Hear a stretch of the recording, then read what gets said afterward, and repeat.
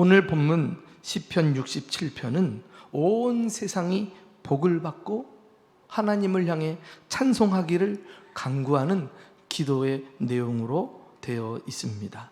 예를 들면 7절 말씀 한번 다 같이 읽어볼까요? 시작. 하나님이 우리에게 복을 주시리니 땅의 모든 끝이 하나님을 경외하리로다.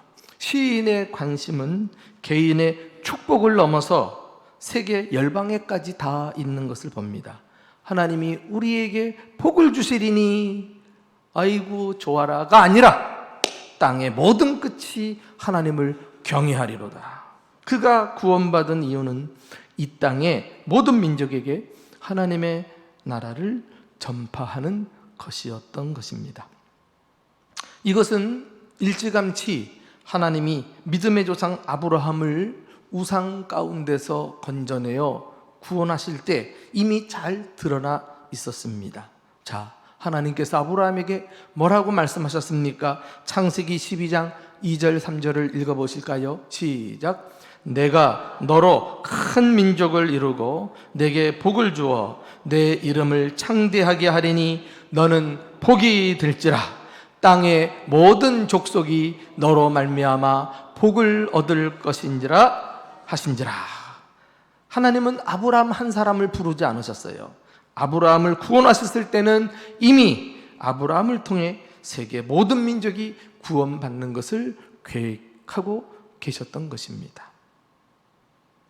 너는 복의 근원이 되라. 이 복의 근원은 복을 나누고 퍼뜨리는 역할을 하지 않겠어요? 어디까지? 땅의 모든 족속이 너로 말미암아 복을 얻을 것이라.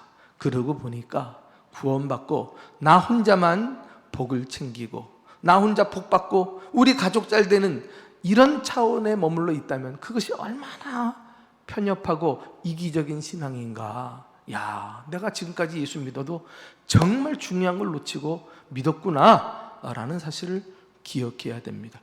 이 목적이 바뀌지 않으면 우상 섬기는 다른 종교 사람들하고 뭐가 다릅니까? 그들과 우리가 다른 것은 하나님의 그 원대한 계획을 깨닫고 그것에 올인하고 그 목표를 이루며 살아가는 것이 참된 구원받은 자의 삶이 아닐까요? 교회도 자기 교회만 품으면 안 돼요. 교회는 세계 열방을 품고 모든 민족이 하나님께로 돌아오도록 이 땅에 하나님의 나라가 임하도록 기도해야 합니다. 이것이 교회가 존재하는 이유요, 우리가 구원받은 목적이다 라는 사실을 깨달아야 하겠습니다. 그럼 구체적으로 세상을 축복하는 교회는 어떤 교회인가? 오늘 67편을 가지고 그 교회의 몇 가지 특징을 함께 살펴보고 싶습니다. 첫 번째는 하나님의 임재로 충만한 교회입니다. 자, 1절과 2절은 어떻게 시작이 됩니까? 시작. 하나님은 우리에게 은혜를 베푸사 복을 주시고 그의 얼굴빛을 우리에게 비추사 주의 도를 땅 위에 주의 구원을 모든 나라에게 알리소서. 그리했어요. 시인은 하나님의 은혜를 구하고 있습니다. 하나님의 은혜는 모든 축복의 근거이기 때문에 그렇습니다. 하나님으로부터 오는 은혜가 차단되면 우리는 더 이상 한순간도 존재할 수 없을 것입니다. 왜요? 우리는 하나님의 공의로 심판받아 멸망받을 죄인이기 때문에 그렇습니다. 그러나 공의를 뛰어넘는 하나님의 은혜가 우리를 붙들고 계십니다. 우리를 죄 때문에 심판하지 않으시고 당신의 사랑으로 용서해 주시고 언제나 긍휼을 베풀어 주시는 은혜인 것입니다. 그래서 시인은 다른 복을 구하지 않고 이 하나님의 은혜를 구하고 있습니다. 그런데 하나님의 은혜는 어디서부터 옵니까? 바로 하나님의 얼굴에서부터 그 은혜의 빛이 비춰짐으로써 우리에게 전해지는 것입니다. 하나님은 우리에게 은혜를 베푸사 복을 주시고 그의 얼굴 빛을 우리에게 비추어 주소서. 지금 이렇게 기도하고 있지 않습니까? 시인은 하나님의 얼굴을 사모하고 있었습니다. 하나님의 얼굴은 성경에서 사용될 때 하나님의 임재를 의미합니다. 우리는 하나님으로부터 오는 부수적인 그 어떤 것들을 구해서는 안 되겠습니다. 하나님을 구하고 하나님의 얼굴을, 하나님의 임재를 우리가 구한다면 모든 것은 당연히 우리에게 주어지게 될 것입니다. 그리하여 시인은 우리에게 가장 필요한 것은 하나님의 임재라는 사실을 잘 알고 있었기에 얼굴빛을 우리에게 비추소서라고 기도한 것입니다. 저 역시도 민수기에 있는 말씀을 가지고 여러분들에게 예배 시작하면서 성경책을 들고 말씀에 근거한 하나님의 축복이다, 이런 표현이 아니겠어요? 우리에게 그 얼굴을 비추사 은혜 베푸시기를 원하며 그 얼굴을 우리를 향하여 드사 평강 주시기를 원합니다. 하나님의 얼굴, 하나님의 얼굴, 하나님의 임재를 우리 가운데 요청하고 있는 것입니다. 만일 하나님께서 당신의 임재를 거두시고 우리에게서 떠나신다면 우리는 은혜도 소망도 다 잃어버리고 말 것입니다. 이렇게 교회는 하나님의 임재로 충만한 공동체여야 합니다. 성도들이 모였으나 하나님의 임재가 없는 예배, 봉사, 그리고 교제가 시행된들, 그것처럼 불행한 일도 없을 거예요. 하나님이 안 계시는데 아무리 많은 사역과 행사를 한들 무슨 의미가 있습니까? 하나님의 임재가 충만한 교회는 과연 어떤 교회일까요?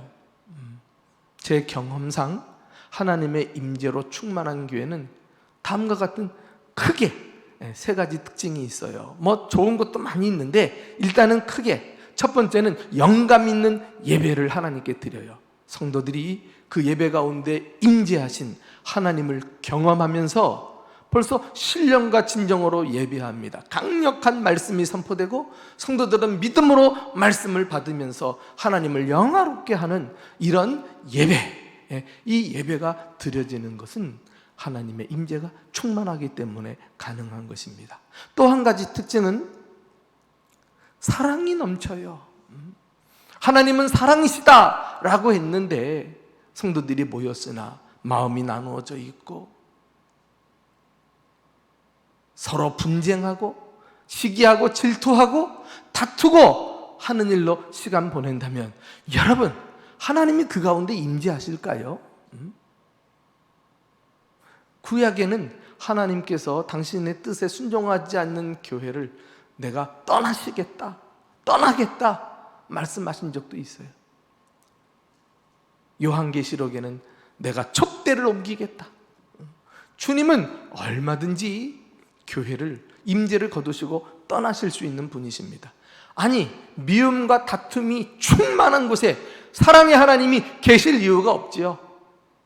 그런데 안타까운 것은 정말 한국교회 현주소를 보면 얼마나 인간적인 냄새가 피어오르고 교회 안에 모였으나 서로 줄을 서고 서로 편을 가르고 악한 일을 모함하고 계획하고 험담하고 이렇게 시간을 보내니까 그게 어떻게 교회입니까? 땅을 치고 가슴을 치고 안타까울 일입니다. 단에서는 하나님, 이 교회로 하나님의 거룩한 성전이 되게 해주세요 해놓고서는 정작 교회 생활은 완전히 인간적인 생활을 세상에서 했던 그대로 교회 안에서 가지고 와서 살아가고 있는 모습을 우리가 보고 있지 않습니까? 가슴 아픈 한국교회의 현실입니다. 앞에서 읽었던 1절, 2절 이 구절의 순서는 매우 중요합니다. 하나님은 우리에게 은혜를 베푸사 복을 주시고 그의 얼굴빛을 우리에게 비추시고 끝난 것이 아니라 그 다음에 2절에 주의 도를 땅 위에 주의 구원을 모든 나라에게 알리소서. 이 시인의 관심은 개교회를 넘어서 모든 나라에까지 확장되어 있는 것을 볼 수 있습니다. 이것은 꼭 하나님의 마음을 닮아 있습니다.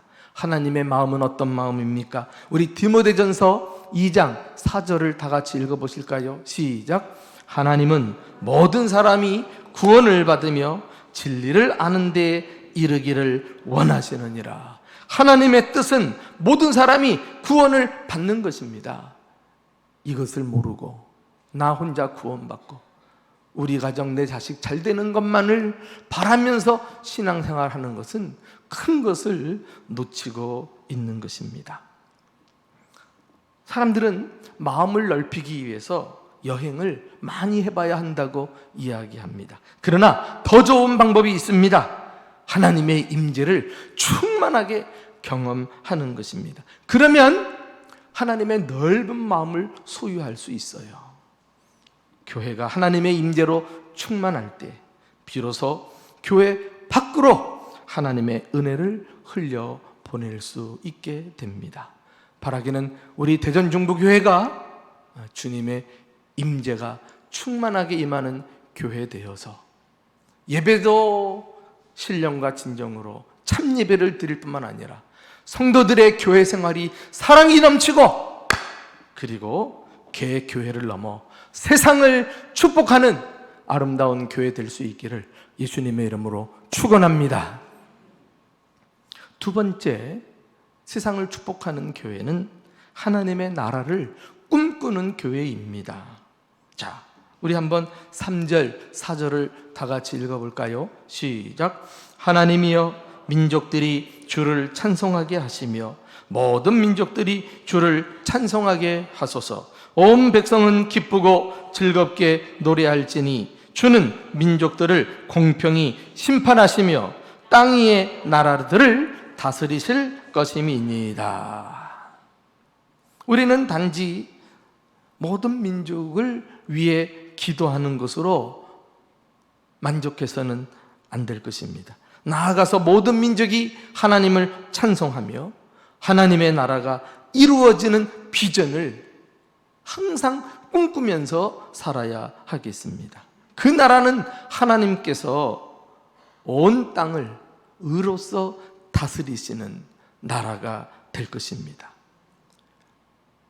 방금 읽은 이 구절은 모든 그리스도인의 비전 선언문이라고 할 수 있어요. 온 백성은 기쁘고 즐겁게 노래할지니 주는 민족들을 공평히 심판하시며 땅 위의 나라들을 다스리실 것임이니이다.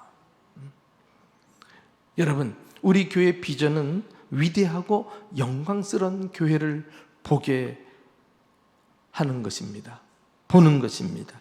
이것은 궁극적으로 바로 오늘 말씀과 같이 이 땅에 하나님의 나라를 실현하는 교회를 의미하고 있습니다.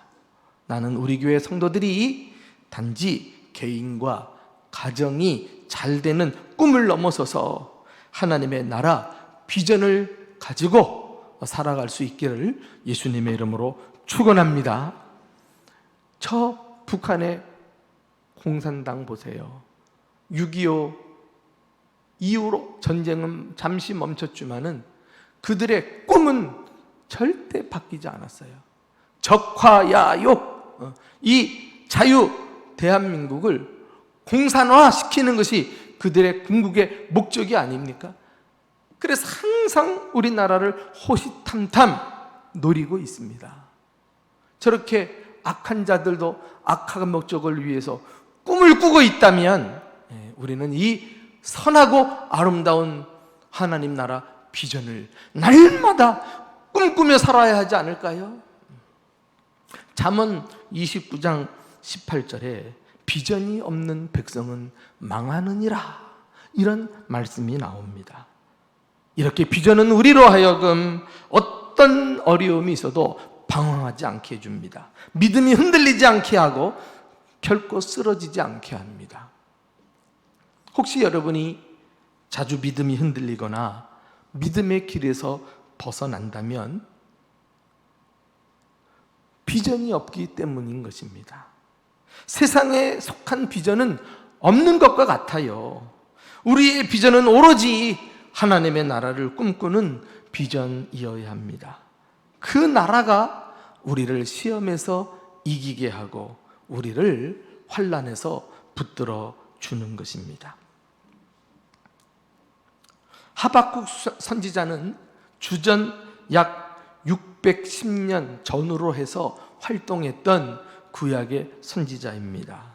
그는 유대 민족이 멸망하기 직전에 선지자로 사역을 했는데요. 당시 바벨론 민족이 자주 쳐들어와 가지고 하나님의 백성들이 고통당하는 현실을 목격하게 되었어요. 그러면서 이 선지자에게 신앙의 회의가 찾아옵니다. 그때 하나님은 하박국에게 당신의 원대한 계획을 보여주셔요. 지금 당장은 고난을 당하지만 이스라엘을 통해서 하나님은 온 세상에 당신의 나라를 이루어 가실 것이다. 세상은 하나님의 주권을 인정하게 될 것이고 그의 통치를 받게 될 것이다. 이게 하박국서의 요지이거든요. 하박국 선지자의 이 회의에 찬 질문으로 시작해서 하나님의 답이 나오고 그리고 확신으로 끝나는, 읽기만 해도 막 하나님의 그 원대한 계획을 알 수 있는 이런 책인데요.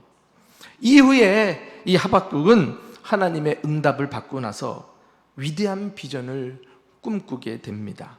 그것은 바로 하나님 나라 비전이었어요. 하나님이 이 하박국에게 주신 그 비전을 한번 다 같이 읽어보실까요? 하박국서 2장 14절 말씀이에요. 시작. 이는 물이 바다를 덮은 같이 여호와를 영광을 인정하는 것이 세상에 가득함이니라. 너는 지금 너의 나라가 이렇게 불의한 일로 고통받는다고 낙심하느냐? 결국은 물이 바다를 덮은 같이 여호와를 인정하는 것이 세상에 가득한 날이 올 것이다. 할렐루야. 하나님의 나라 비전을 마음속에 심기 시작했을 때 그의 믿음이 살아납니다. 그래가지고는 하박국서 마지막에는 뭐라고 고백합니까? 달라지는 것 아무것도 없어요. 현실은 참담합니다. 그런데 그가 고백합니다. 나로 말미암아, 나는 여호와로 말미암아 즐거워하며 내 구원의 하나님으로 말미암아 기뻐하리로다. 회의에 찬 선지자가 기쁨에 찬 사람으로 확 바뀌고 있습니다. 이것이 바로 하나님 나라 비전의 힘인 것입니다. 그 누구보다도 하나님 나라 비전에 붙잡혀 살았던 분이 바로 우리 구주 예수님이십니다. 예수님이 세상에 오셔서 첫 일성이 무엇이에요? 우리가 마가복음을 다룰 때 다 배웠습니다마는 마가복음 1장 15절 말씀 다 같이 읽어보실까요? 시작. 이르시되 때가 찼고 하나님의 나라가 가까이 왔으니 회개하고 복음을 믿으라. 하나님의 나라가 가까이 왔다. 주님께서 세상을 향해 선포하신 첫 번째 메시지도 하나님의 나라였어요.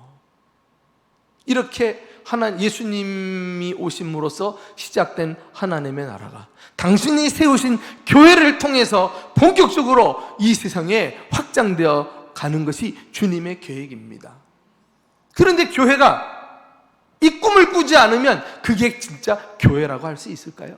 성도들이 모였으나 전부 다 세속적인 꿈을 꾸고 세상에서 잘 되고 성공하고 출세하고 잘 먹는 거 이거 하나만 구하면 안 믿는 사람들, 다른 종교 따르는 사람하고 뭐가 다릅니까? 그 예수 그리스도의 피 흘려 우리가 구속함을 받은 이후에 하나님의 백성 된 것은 우리가 하나님의 꿈을 가지고 이 땅에 하나님의 나라를 이루라는 하나님의 뜻이 아니겠습니까? 예수님은 우리에게 기도를 가르쳐 주실 때도 그 유명한 주기도문에서 다른 것 다 제쳐두고 제일 먼저 뭘 가르치셨어요? 하늘에 계신 우리 아버지여, 이름이 거룩히 여김을 받으시오며 나라가 임하옵시며. 너희들 하나님의 나라가 이 땅에 임하기를 기도해라. 하나님이 이 불의한 세상에서도 결국은 의의 통치가 실현되도록 기도해라. 이것만이 이 세상의 소망이다. 할렐루야. 이 중요한 기도를 교회가 드리지 않으면 누가 드립니까? 사탄 마귀가 드립니까? 여러분, 혹시 기도 제목 중에 하나님의 나라가 빠져 있다면, 여러분의 그 비전 가운데서 하나님의 나라와 전혀 무관하게 지금까지 살아왔다면, 오늘 이 메시지를 통해서 주님의 그 뜻을 깨닫고 하나님 나라 비전을 함께 꿈꿀 수 있기를 주님의 이름으로 축원합니다. 마지막 세 번째는 하나님의 축복을 누리는 교회입니다. 자, 오늘 이 시편 67편은 마지막에 하나님의 복으로 끝이 나는데요, 우리 6절 7절을 다 같이 읽어보실까요? 시작. 땅이 그의 소산을 내어 주었으니 하나님 곧 우리 하나님이 우리에게 복을 주시리로다. 하나님이 우리에게 복을 주시리니 땅의 모든 끝이 하나님을 경외하리로다. 이 구절은 세상을 축복하는 교회에 하나님의 축복을 약속하고 있습니다. 이미 우리가 알고 있는 대로 세상을 축복하는 교회는 하나님 나라 비전을 이루기에 모든 민족을 향해 나아가는 교회입니다. 이것을 우리는 선교라고 말하기도 합니다. 본인이 직접 나가든지 물질로 돕든지 기도를 하든지 선교하는 교회와 개인은 반드시 복을 받게 되어 있습니다. 선교하는 땅은 하나님께서 그 땅에 소산을 풍성하게 해 주실 것입니다. 선교하면 복받는 이유가 무엇입니까? 하나님의 소원을 이루어 주는 것이기 때문에 하나님이 기쁘셔서 축복도 하시지만은 그 원리가 바로 주는 데 있다는 거예요. 선교는 주는 행위입니다. 복음을 주고 생명을 주고 물질을 주고 내 모든 에너지를 쏟아 부을 때 선교가 가능한 것 아니겠어요? 그러니 복을 받을 수밖에. 주는 것이 받는 것보다 복이 있도다 하심을 기억하여 할지니라. 사도행전에 예수님의 말씀이 나오는데 이렇게 받지 않고 오히려 주는 것이니까 어찌 복을 받지 않겠어요? 갈라디아서 6장 7절에도 심은 대로 거두리라. 선교는 심는 거예요. 어떤 사람은 지금 우리가 선교해야 됩니까? 자꾸 이유를 달기도 하는데 그건 몰라서 그렇죠. 밑빠진 독에 물을 쏟아붓는 것 같아도 선교를 위해 우리가 쏟아부으면 심은 대로 하나님께서 풍성히 거두게 해 주실 줄로 믿습니다. 이 하나님의 원리를 알지 못하면 우리가 희생을 무릅쓰지 못합니다.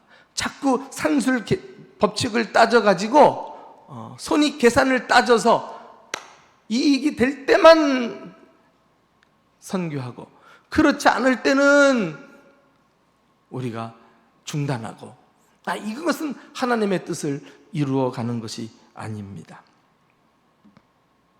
우리는 앞으로도 이 하나님 나라 비전을 가지고 세상을 축복하는 교회가 되기 위해서 열심히 달려가려고 합니다.